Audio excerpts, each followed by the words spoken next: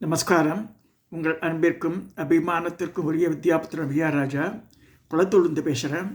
இது என்னுடைய 203வது வீடியோ. இன்றைக்கி பார்க்க தசமகாப்தியால் 8வது வித்யா. இந்த 8வது வித்யா யாருன்னு பார்க்கும்போது பகலாமுகி தேவின்னு சொல்லியிருக்கு. பகலா, இந்த பகலாமுகின்னு சொல்கிறதுக்கு இன்னொரு வார்த்தை பிரயோகம் இருக்குது. பல்காமுகின்னு இருக்குது. எதிராளியினுடைய வாக்கை ஸ்தம்பனம் பண்ணிவிடுவோம். நமக்கு எதிர்த்து யாரும் பேசவே முடியாது. இந்த பகலாமுகி மந்திரத்தை யார் சொல்கிறாளோ அவளுக்கு எதிராளி ஆர்கியூ பண்ணுறான்னு சொல்லுங்களேன். என் மந்திரத்தை சொன்னால் எதிராளி வாயை கட்டுப்படுத்திடுறது. பல்காமுக்கின்னு பேர். ஷட்கோணம் தான். ஷட்கோணம் போட்டு நடுவில் ஒரு சின்ன கோணம், ஒரு டாட்டு, இல்லைன்னா ஷட்கோணம், ஒரு வட்டம், வெளியில் ஒரு பெரிய வட்டம், 8 இதழ் தாமரை. இதுதான் உடையது. இப்போ எப்படி இருக்கான்னா 2 கையோடு இருக்கான்னு சொல்லியிருக்கு. பகலாமுகி தேவி ஒன்லி வித் 2 ஹேண்ட்ஸு. அப்போ எப்படி அது ரூபத்தை எப்படி சொல்கிறான்னா பாருங்க. அதாவது ஒரு கையில் கதையை வச்சுட்டுருக்கா, இன்னொரு கையில் இந்த அசுரனோட நாக்கை பிடிச்சிட்டுருக்கா. இந்த எந்திரமும் காமிச்சிருக்கேன். அதில் 2 கையோட அம்பாள் ஒரு கையில் கதை, ஒரு கையில் அசுர நாக்க, அந்த இடக்கையால் அசுர நாக்கையோ இருக்கா. இதுவே சௌமிய ரூபத்தில் எங்கே இருக்குன்னா சூரிய மங்கலம் இருக்குது. கல்லடைக்குறிச்சி பக்கத்தில் சூரிய மங்கலம் ஒரு இடம் இருக்குது.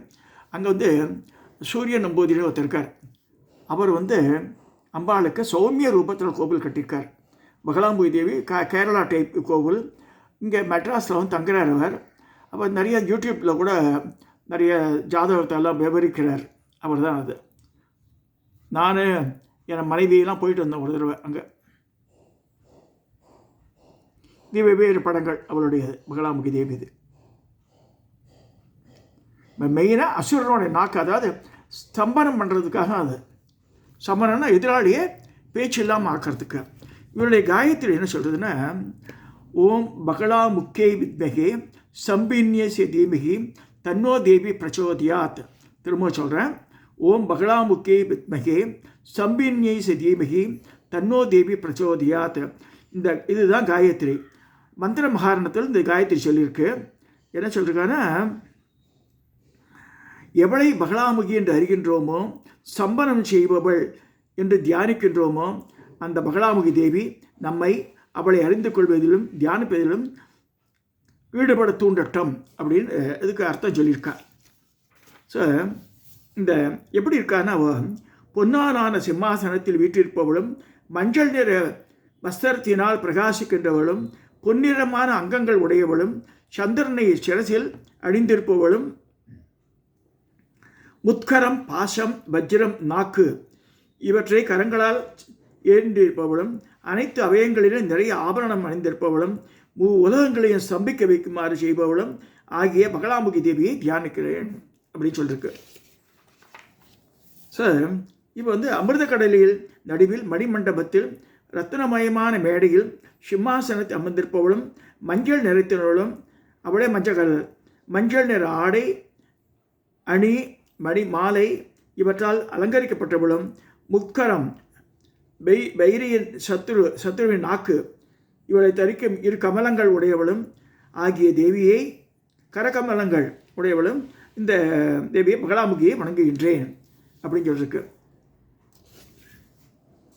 சரி, இந்த பகலாமுகியோட மந்திரம் என்ன சொல்லிருக்குன்னா, நாரதர் தான் ரிஷி. இந்த பகலாமுகிக்கு பிரகதியை சந்தக வசுமஸ் ஸ்ரீ பகலாமுகி மகாமந்திரசிய நாரத ரிஷிக்கு பிரகதியை சந்தக ஸ்ரீ பகலாமுகி தேவதா க்ளீம் பீஜம் HLEM க்ளீம் ஸ்வாகா சக்திக்கு மம சர்வ அபீஷ்ட சித்தியர்த்தே ஜபே விநியோகங்கள் வருது.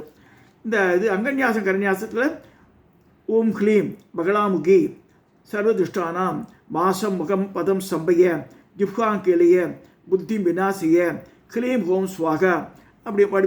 அதுவே தான் அங்கன்யாசம் கரன்யாசத்துக்கு அதுவே சொல்லியிருக்கு. ஸோ இதில் மூல மந்திரம் ஓம் க்ளீம் பகலாமுகி சர்வதுஷ்டானாம் வாசம் முகம் பதம் சம்பய ஜிஹ்வான் கீழய புத்தி விநாசய க்ளீம் ஓம் ஸ்வாகா. இதுதான் மந்திரம். திரும்ப சொல்கிறேன்.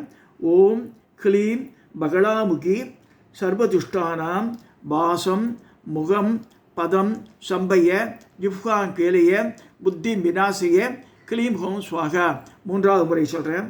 ஓம் க்ளீம் பகலாமுகி சர்வதுஷ்டானாம் வாசம் முகம் பதம் சம்பய ஜிஹ்வான் கீழய புத்தி விநாசிய க்ளீம் ஹோம் ஸ்வாகா. இந்த க்ளீம் பீஜம் எப்படி புவனேஸ்வரிக்கு க்ரீம் பீஜமும் இவருடைய பீஜம் தனித்தன்மையை வாய்ந்தது. க்ளீம் பீஜம் HLEM தான் இவருடைய பீஜமே. ஸோ இந்த பகலாமுகி மந்திரத்தை பரமேஸ்வரன் ஸ்ரீ விஷ்ணுவும் பிரம்மதேவரும் பிரம்மாவிடமிருந்து சாங்கியாயனர் மகாமுனிவரும் பெற்றனர் என்றும் பின்னர் ஸ்ரீ பகலாமுகியின் திருவருளால் சாங்கியாயன முனி பகலாமுகி பற்றிய பூர்ண விவரங்களை கொண்ட சாங்கியாயன தந்திரத்தை வெளியிட்டார். இவளை உபாசிப்பவர்கள் மஞ்சள் வஸ்திரம் அணிய வேண்டும், மஞ்சள் மாலை, மஞ்சள் பூச்சு இவர்களையும் ஏற்கலாம். மஞ்சள் நிற ஆசனத்தில் அமர்ந்து ஜபம் செய்ய வேண்டும். சம்பகம் போன்ற மஞ்சள் நிற பூக்களால் அர்ச்சனை செய்ய வேண்டும்.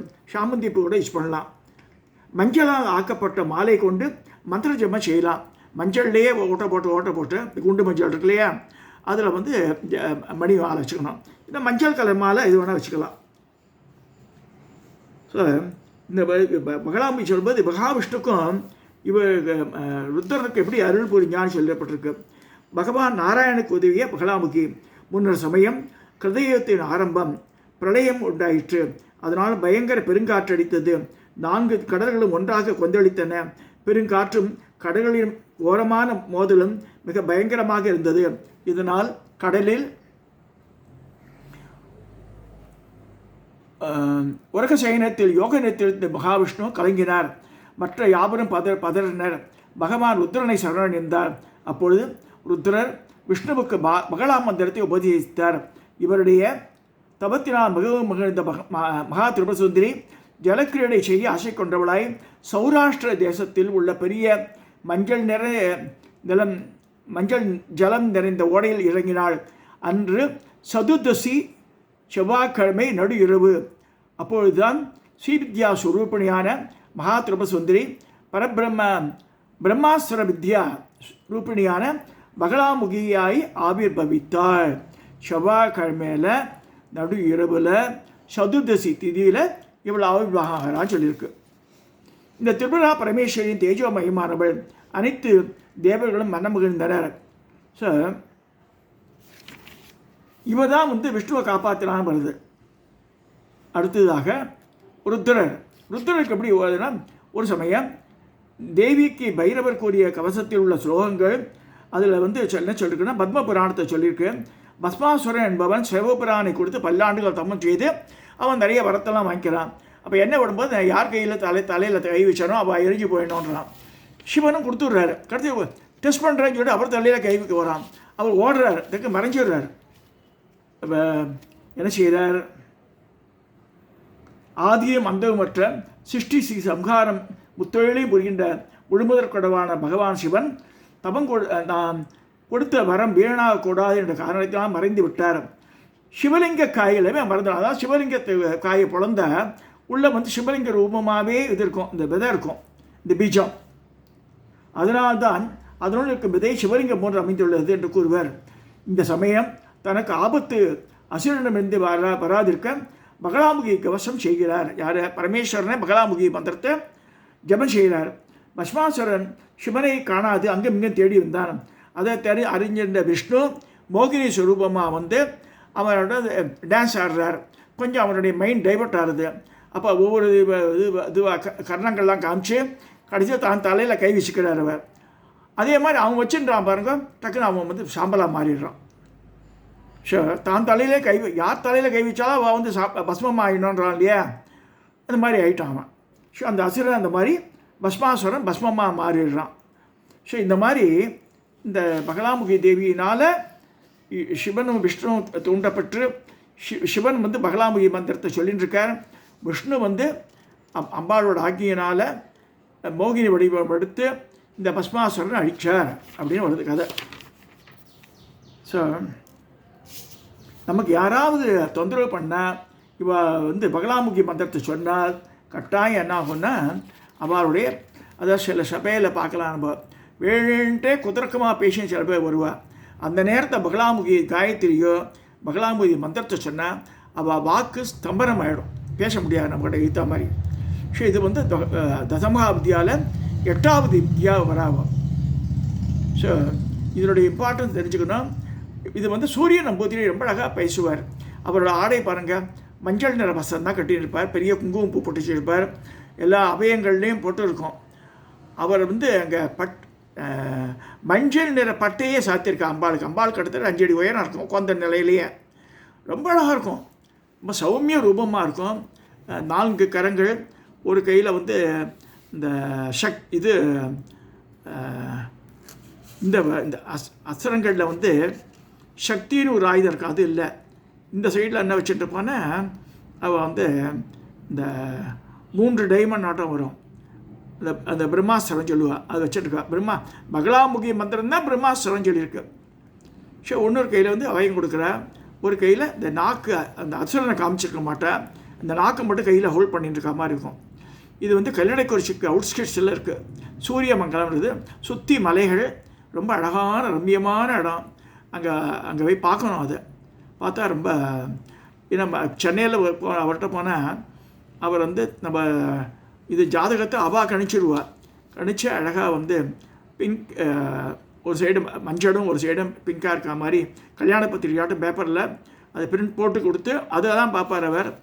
யாருக்காவது பரிகாரம் வேணும்னா அங்கே பண்ணுவாள். இங்கே சூரியமங்கலத்தில் போய் தங்கலாம், எல்லா வசதியோடு அங்கே இருக்குது, காட்டேஜஸ்லாம் இருக்குது, அங்கே பண்ணலாம். தென்னிந்தியாவில் பகலாமுகிக்காக உள்ள ஒரே கோவில் அது கோவில் தான். ஸோ இதை சொல்லி இந்த தசமகா வித்யாவில் 8வது வித்யான ஸ்ரீ பகலாமுகிக்கு உண்டான இதை நான் பூர்த்தி செய்கிறேன். இவளுக்கு உண்டான நாள் நான் தசமகா வித்யா நாளில் செவ்வாய்க்கிழமை இவளுக்கு சொல்லியிருக்கு. நான் செவ்வாய்க்கிழமை சதுர்த்தி இரவு தான் வந்தால் மோரோவர் இவ ஷட்கோண யந்திரம் தான் மெயினாக அது செவ்வாய்க்கிழமை தான் இவளுக்கு பூஜை பண்ணணும்னு சொல்லியிருக்கு. இதை சொல்லி நான் இந்த வீடியோவை நிறைவேற செய்கிறேன். தயவுசெய்து சப்ஸ்கிரைப் பண்ணுங்க, ஷேர் பண்ணுங்க, லைக் பண்ணுங்க.